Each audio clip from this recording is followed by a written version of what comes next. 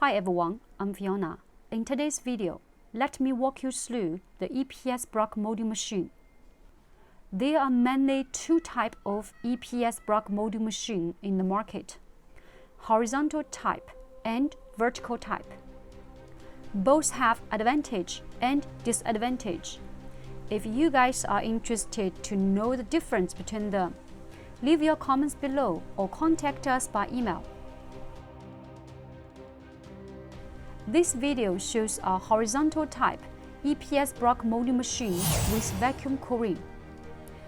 The EPS block size is 6000 mm by 1200 mm by 1000 mm.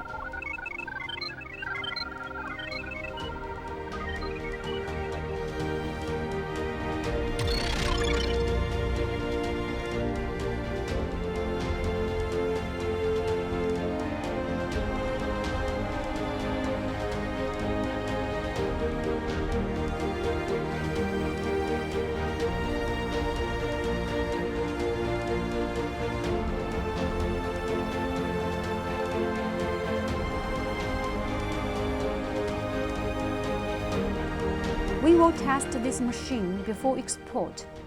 There has two main purposes of testing this EPS block molding machine with EPS material.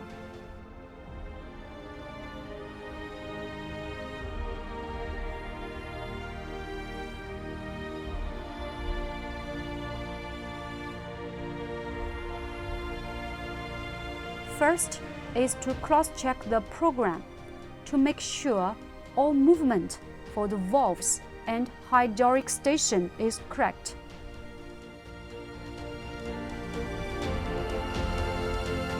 Second, make sure all valves and pipes are correct. We will level everything, so when our customer receive it, they can quickly assemble.